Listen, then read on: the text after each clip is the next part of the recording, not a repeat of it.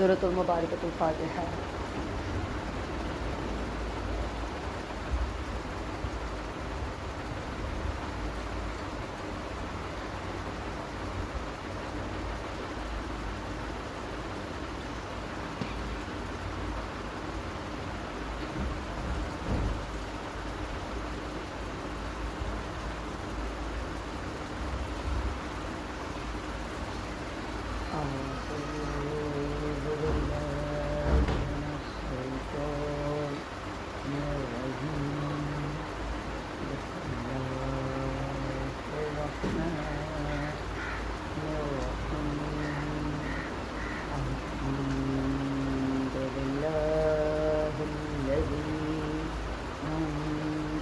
على عبده الكتاب ولم يجعل له عوجا والسلام على أشرف الأولين والآخرين سيد الأنبياء والمرسلين وخاتم النبيين سيد نبينا وشفيع ذنوبنا وحبيب قلوب وطبيب من سرور الكونين صاحب قاب قوسين جد الحسن والحسين مولانا أبو القاسم محمد اللهم صل على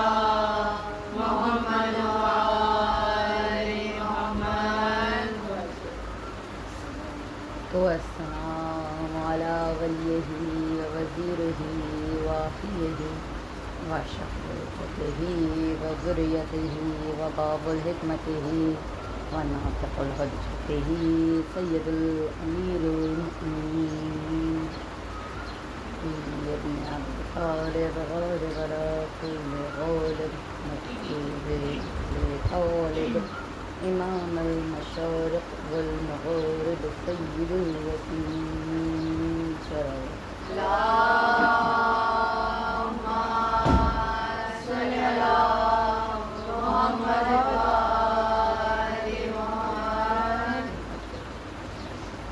تمام تر تعریفیں خالق عالمین کے لیے جس کے قبضہ قدرت میں ہم سب کو جانے ہیں. اور موضوع جو چل رہا ہے وہ ہے سورہ کہف. دوبارہ سے ذرا سا ریوائز کرا دوں، ریمائنڈ کرا دوں. یہ وہی سورہ ہے جو سورہ نمبر 18 ہے. اس کے اندر 110 آیات ہیں. اس کے اندر 1577 کلمات ہیں. 6307 حروف ہیں. اور اس سورہ کی بہت ساری فضیلتیں ہیں، لیکن سب سے بڑی فضیلت یہ ہے کہ یہ سورہ امام حسین علیہ السلام نے منتخب کی اپنے لیے کہ وہ پڑھ سکیں سورہ کو دہرا سکیں اور کہا جاتا ہے کہ یہ سورہ جمعے کے دن، آج کے دن مغرب سے پہلے، کہتے ہیں شب جمعہ سے لے کر مغرب تک جمعے کے دن تک پڑھنے کا خاص ثواب. کیونکہ یہ سورہ جب جو بھی انسان جمعے کے دن پڑھتا ہے وہ 4 طرح کی مصیبتوں سے دور رہتا ہے اور 30 طرح کے دجالی فتنوں سے دور رہتا ہے. کہا نا کہ زمانہ دجال میں اگر کوئی چاہے کہ اس کے اوپر کوئی سپر بن جائے، کوئی ایسی شیلڈ بن جائے جس سے وہ سیف ہو سکے، تو وہ یہ سورہ ہے. اور کس طریقے سے وہ سیف ہو جائے گا؟ جب آپ اس کو پڑھنا شروع کریں گے. ہمارا موضوع وہی ہے. ہم نے ایک موضوع بھی، ایک واقعہ بھی مکمل نہیں کیا ابھی. میں کہوں تو کہ ہم نے واقعہ شروع کیا تھا اصحاب کہف کا، ہم نے صرف شروعات کی ہے اس واقعے کی. اس کے ابھی جو سبق ہے نا ان کو عکس بھی نہیں کیا صحیح طریقے سے. اور اس میں 4 بڑے واقعات موجود ہیں. واقعہ حضرت خضر و موسیٰ موجود ہے جس میں آپ وہ سنتے ہیں کہ وہ مچھلی زندہ ہو گئی، واپس چلی گئی. اسی میں واقعہ موجود ہے اصحاب کہف کا. اسی کے اندر ان 2 نوجوانوں کا واقعہ ہے جو جنت میں گئے، اور جس طریقے سے دونوں باغ سجائے، پورا واقعہ آپ کو ملے گا. تو اس میں کئی جگہ، کئی مقامات پر پروردگار عالم کہہ رہا ہے کہ دیکھو ایسا ہو جائے تو ایسا کرنا، ایسا ہو جائے تو ایسا کرنا. تو پہلا سبق جو اصحاب کہف سے ہم نے لیا وہ یہ لیا کہ اگر کبھی تم پر مصیبت آ جائے, تمہارے ایمان پہ مصیبت آ جائے تو کیا کریں. دیکھیں میجورٹی ڈسیپشن یہی تو تھا, دھوکہ یہی تو تھا کہ میجورٹی جو تھی, جو مجمع تھا, وہ ایک طرف جا رہا تھا, وہ سب ایک طرف جا رہا تھا. لیکن انہوں نے یہ سوچا کہ نہیں, اگر بے شک کہ مجمع ایک طرف چلا جائے لیکن ہم اپنے عقیدے کو نہیں چھوڑیں گے. تو یہ پہلا سبق تھا جو سورہ کہف کا ہمیں ملا. دوسرا سبق جب ہم دیکھتے ہیں تو کیا ملتا ہے کہ جب دجال آئے گا تو کیا ہوگا. اس کے پاس کہا ہے نا, کتابوں میں ملتا ہے, تواریخ میں موجود ہے کہ وہ ہر نئے طرح کے معجزے دکھائے گا, دھوکے دکھائے گا, مردے کو زندہ کر کے دکھائے گا اور کہے گا کہ اس طرف آ جاؤ. پاور کا جو طاقت کا دھوکہ ہے وہ دکھایا جائے گا. تو یہ جو سورہ ہے وہ طاقت کے دھوکے میں آنے نہیں دیتی. تو 4 طرح کے دھوکے ہیں. علم کا دھوکہ کہ جو دکھائی دیتا ہے, بعض اوقات ویسا نہیں ہوتا. حضرت خضر و حضرت موسیٰ کے اس میں ہم پڑھیں گے کہ ہم جب تھوڑا بہت پڑھ لیتے ہیں, میں اپنی بات کر رہی ہوں, میں کسی اور کی بات نہیں کرتی ممبر سے, میں اپنی بات اگر کروں تو ہم جب تھوڑا بہت پڑھ لیتے ہیں تو ہم کیا سمجھتے ہیں کہ ہمیں سب کچھ آ گیا موسیٰ کے طریقے سے. لیکن پروردگار عالم کیا کہہ رہا ہے کہ تم دھوکے میں ہو, ابھی تمہیں کچھ آتا ہی نہیں ہے. میں ہوں جو بتاؤں گا کہ تمہیں کیا آتا ہے کیا نہیں آتا. میں ہوں جو تمہیں عطا کروں گا کہ تمہارے اندر کتنی صلاحیت ہے کہ تم علم لے سکو. درود پڑھ دیجئے محمد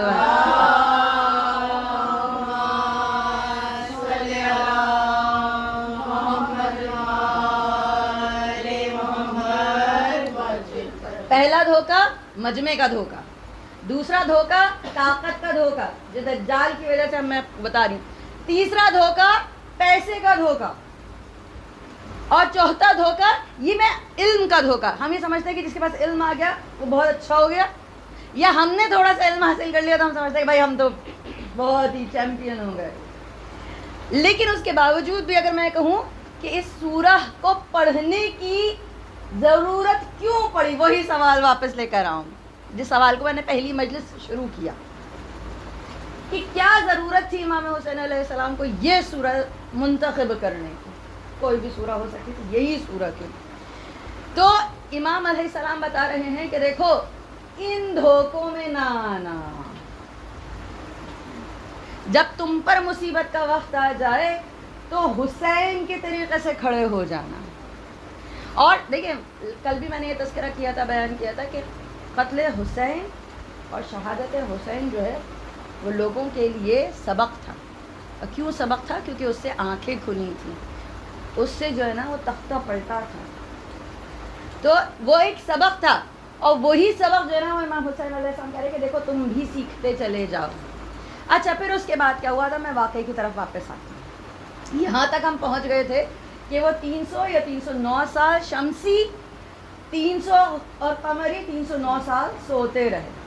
اور اللہ اتنی خوبصورتی سے بیان کر رہا ہے کہ اللہ تعالیٰ ان کو کروٹیں دلاتا رہا.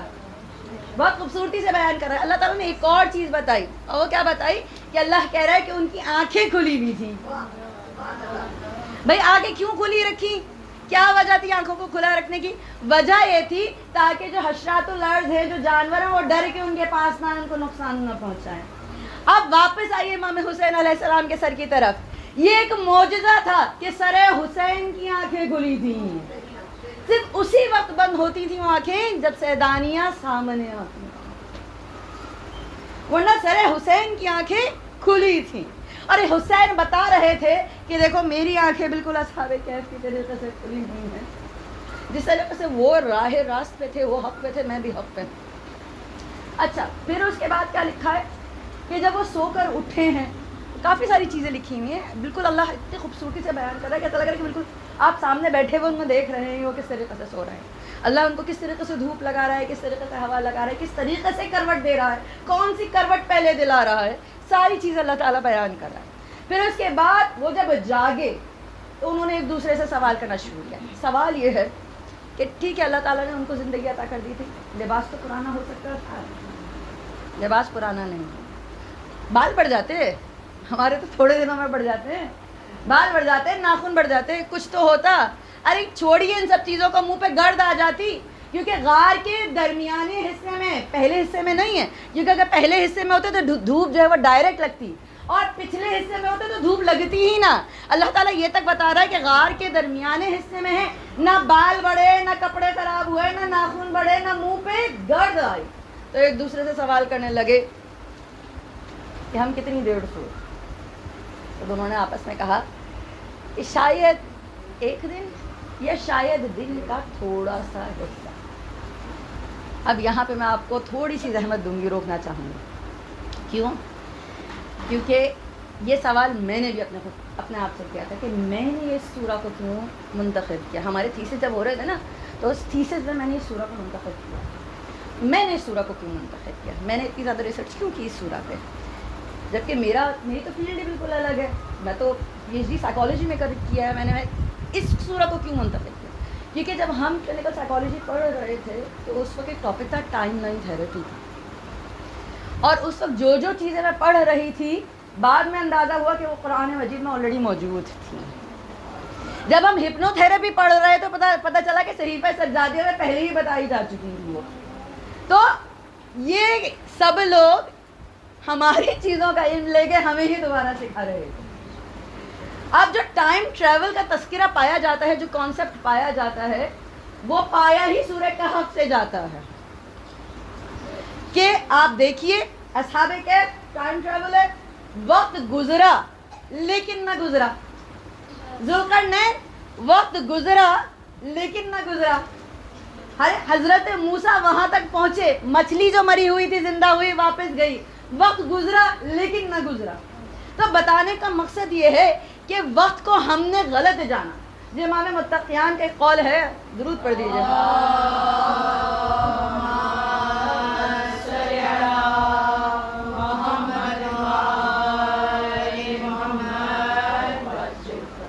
امام علی علیہ السلام کہتے ہیں کہ وقت ہے کیا؟ بہت ہی خوبصورت خطبہ امام کا، اور بہت ہی پیارے انداز سے سمجھایا ہے امام نے۔ امام نے کہا وقت کیا ہے؟ امام کہتے ہیں کہ وقت جو ہے دو تبدیلیوں کی نسبت کا نام ہے۔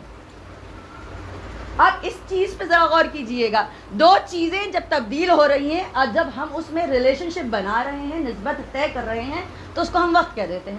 اگزامپل کے طور پہ دن اور رات دو تبدیلیاں ہیں، ان تبدیلیوں کو جب ہم نے ایک دوسرے سے کنیکٹ کر دیا تو میں وقت گزر گیا بھائی، یہی کہا۔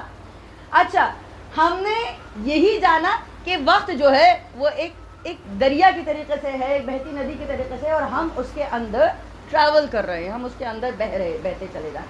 ہم نے یہ سمجھا تھا کہ جو ٹائم ہے وہ ایبسولوٹ ہے، کہ یہ سب کے لیے ایک جیسا ہے اور ہم سب کے ساتھ ایک ساتھ جا رہے ہیں۔ لیکن امام متقیان علیہ السلام کیا کہہ رہے ہیں؟ امام علی علیہ السلام کیا کہہ رہے ہیں؟ جو بعد میں آئنسٹائن نے کہا، آپ دیکھیں نا اس کے بہت سارے خطوط ملتے ہیں، آیت اللہ برجدی کے ساتھ جو ہے نا کافی سارے خط و قرابت میں پوری کتاب موجود ہے کہ جو آئنسٹائن کس طریقے سے جو ہے نا ان سے بات کر رہا تھا۔ تو اس میں اس نے ریفرنس دیا کہ ٹائم از ریلیٹو، سب کا ٹائم الگ ہے، کسی کے لیے ایک دن ہے۔ اچھا، کس طریقے سے کہ جب ہم جو ہے نا وہ کسی کام میں مصروف ہوتے ہیں تو ٹائم کتنی جلدی سے گزر جاتا ہے، لیکن جب ہم 2 ڈائمینشنس پہ چل رہے ہوتے ہیں، کسی کام میں مصروف نہیں ہوتے، تو وہ 1 منٹ بھی جو ہے نا 1 گھنٹے کے برابر گزرتا ہے۔ ہوتا ہے نا، جب بستر پہ لیٹا ہے اس سے پوچھے کہ وقت کتنا بڑی مصیبت ہے، کتنی مصیبت سے گزر رہا ہے وقت۔ تو وقت جو ہے وہ سب جگہ الگ ہے، جہاں پہ گریوٹی زیادہ ہے، کشش ثقل زیادہ ہے، وہاں پہ وقت جو ہے وہ سلو ہے، اور جہاں پہ کشش ثقل کم ہے وہاں پہ وقت جو ہے وہ تیزی سے گزر جا رہا ہے۔ جو ہم پڑھتے ہیں کانسیپٹ معراج کا، وہ یہی تو پڑھتے ہیں کہ پروردگار عالم نے کشش ثقل کو ایسا کر دیا کہ وقت اتنی تیزی سے گزرا کہ اس نبی نے یہاں سے وہاں تک کا سفر کیا۔ تو بس سمجھنے کی دیر یہ ہے کہ ہم کو ہمارے امام متقیان نے بہت پہلے بتا دیا کہ سائنسدان یہ کہہ رہے ہیں کہ علی کے ماننے والے، وہ صاحب لدنی کے ماننے والے، صاحب سلونی کے ماننے والے ایسے کیسے ہو سکتے ہیں کہ ہر کسی کی ہر بات پہ اعتبار کر رہے ہیں۔ تو اگر آپ سورہ کہف کو ہر جمعے پڑھتے چلے جائیں تو آپ کی آنکھیں کھلتی اس وجہ سے جائیں گی تاکہ آپ ہر ایک کی ہر بات پہ یقین نہ کریں۔ بالکل اسی طریقے سے دھوکے میں نہ آئیے گا جو نظر آ رہا ہے۔ ہوتا ہے نا کہ ہماری آج ہم اپنے بچوں کو کہتے ہیں کہ جی فلاں لیسن اپنے موبائل سے دیکھو، بہت بورنگ ہے مما بہت بورنگ ہے۔ بھائی کیوں بورنگ ہے؟ کیونکہ جو اصل علم ہے وہ بورنگ نظر آتا ہے۔ اور جو دوسرا علم ہے وہ بڑا انٹرسٹنگ ہے، مجھے علم نہیں کہوں گی میں اسے، جو پھر دوسرا فتنہ ہے اتنا انٹرسٹنگ ہے کہ وہ بس چلتی جا رہی ہیں انگلیاں ختم نہیں ہو رہی ہیں. تو وہ جو چل رہا ہے وہ الگ ہے، اور جو بتانے کی کوشش کی جا رہی ہے وہ الگ ہے، جو سمجھانے کی کوشش کی جا رہی ہے وہ الگ ہے. تو امام علیہ السلام یہ بتا رہے ہیں کہ دیکھو موسیٰ کو نظر کچھ اور آ رہا تھا. خضر نے بار بار بتایا کہ موسیٰ اعتبار کیجئے، موسیٰ صبر کیجئے، موسیٰ میرے رب نے یہی حکم دیا ہے، لیکن موسیٰ سے صبر نہیں ہوا. آج جب ہم یہ کہتے ہیں کہ ہمارے بچوں میں صبر موجود نہیں ہے تو یہ آج کی نئی بات نہیں ہے، بہت پرانی بات ہے، بہت پرانی بات ہے. آج ہم اس کو الزام دے دیتے ہیں کہ ہاں جی اسکرین کی وجہ سے ہمارے بچوں میں صبر نہیں ہے، وہ 30 سیکنڈ کا جو نا وہ صبر رہ گیا، اس 30 سیکنڈ کا جو نا وہ ٹینشن اسپین ہے ہمارے بچوں میں. لیکن بات یہ بہت پرانی ہے، کیونکہ اس کو جو نا اندر سے تربیت کرنے کی ضرورت پڑ جاتی ہے. اور جب بچوں کا تذکرہ ہو تو کیوں نہ ان بچوں کا تذکرہ کیا جائے جو کربلا میں موجود تھے، یا ان بچوں کا تذکرہ کیا جائے جن کا نام ہم ان دنوں میں ضرور لیتے ہیں. ٹھیک ہے، دیکھیں بچے ماشاءاللہ سے مائیں یہاں پہ موجود ہیں، اور اگر وہ مائیں نہ بھی ہیں ابھی خود بچیاں ہیں تو وہ بھی کسی کی بچیاں ہیں. مائیں بڑے چاہ سے پالتی ہیں اور باپ بھی بڑے چاہ سے پالتے ہیں. تاریخ نے یہ لکھا کہ حضرت مسلم بن عقیل کی شہادت سن 60 ہجری میں ہوئی ہے، اور پسران مسلم حضرت ابراہیم اور حضرت محمد کی شہادت جو ہے وہ 61 ہجری میں ہوئی ہے. اور کچھ تواریخ نے یہ بھی لکھا کہ بعد کربلا ہوئی، یہ بھی لکھا. اور یہ وہ بچے تھے کہ جب میں پڑھ رہی تھی تو میری روح کانپ رہی تھی کہ وہ بچے تھے جو باپ سے 2 لمحے کے لیے بھی جدا نہیں ہوتے، اپنے باپ کے شیدائی بچے ہوتے نا. کچھ بچے اپنے باپ سے جدا نہیں ہونا چاہتے، باپ کے ساتھ ساتھ لگے رہتے. یہ بچے باپ سے جدا نہیں ہونا چاہتے تھے، لیکن ایک وقت ایسا آیا کہ یہ بچے جدا ہو گئے. بہت ساری تواریخ ملتی ہیں، بہت ساری روایات ملتی ہیں. ایک روایت جو میں پڑھ رہی ہوں جو مجھے مستند لگی، اس میں لکھا ہے کہ یہ بچے قید ہو گئے، اور یہ جب بچے قید ہوئے تو ان دونوں بچوں نے، ایک کا سن جو ہے وہ 11 سال ہے اور دوسرے کا سن جو ہے 9 سال. چھوٹے بچے، زیادہ بڑے بچے نہیں. تھک گئے ہیں بچے اور ڈر کے قید ہوئے ہیں. کیوں کہوں گی ڈر کے قید ہوئے ہیں؟ کیونکہ قید ہونے سے پہلے انہوں نے ایک آواز سنی تھی، ایک آواز نہیں کچھ آوازیں سنی تھی جو یہ کہہ رہی تھی مسلم کو چاروں طرف سے گھیر کے مار.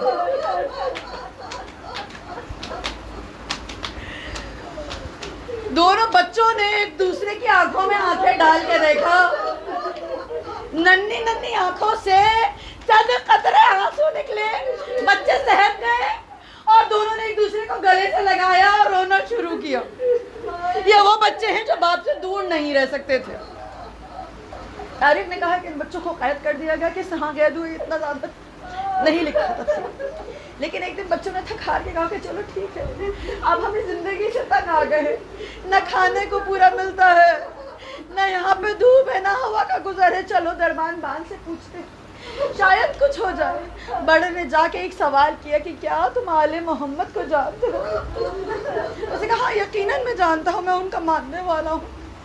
کہ ہم انہی کی اولادیں ہیں، ہم علی کے نواسے ہیں، ہم ام البنین کے نواسے ہیں.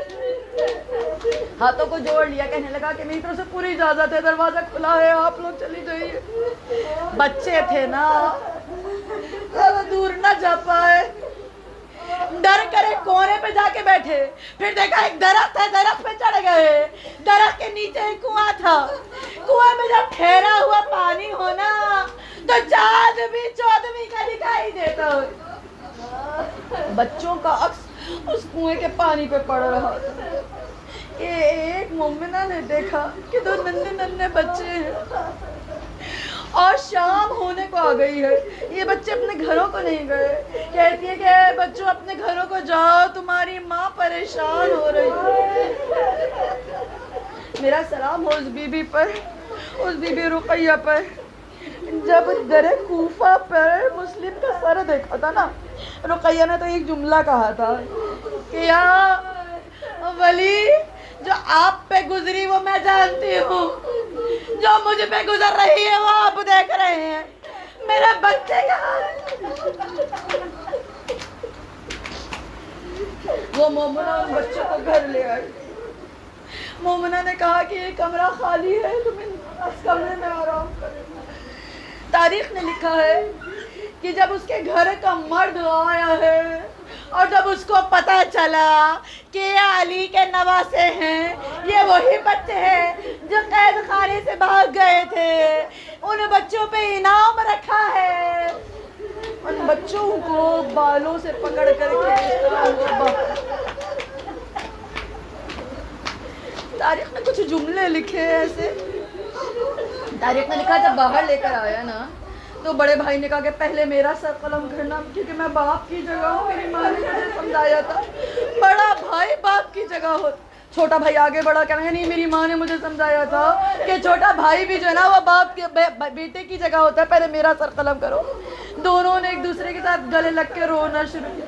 تاریخ نے کہا کہ اس شخص نے کہا کہ اپنی قمیض کو اتارو. بڑے بھائی نے اپنی قمیض کو اتارا, اپنے کرتے کو اتارا. چھوٹا دیکھتا رہا, اس کے بعد تم اپنے کرتے کو کیوں نہیں اتارتے؟ کہنے لگا کہ میں چھوٹا ہوں نا, مجھ سے میرے کرتے کے بند نہیں کھلتے. میری ماں میرے کرتے کو تبدیل کراتی تھی. بڑے بھائی کا سر چھوٹے بھائی کے سامنے قلم کر دیا, دونوں کے دھڑوں کو نہر میں پھینک دیا. تاریخ نے لکھا جب عمر سعد کے پاس یہ دونوں سر پہنچے, عمر سعد نے کہا کہ کھولو ان سروں کو. ان سروں میں مٹی لگی تھی. عمر سعد نے کہا کہ پانی ڈالو ان سروں میں. جب پانی ڈالا تو عمر سعد نے سوال کیا کہ یہ رخسار سرخ کیوں ہے؟ کہنے لگا کہ میں نے تماچے مارے تھے.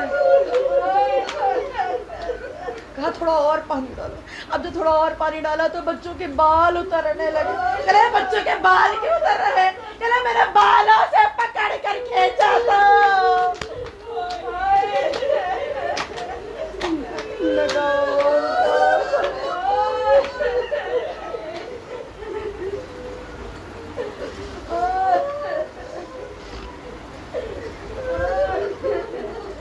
اے پروردگار جس طریقے سے حضرت مسلم بن عقیل کی کوئی نسل نہ رہی,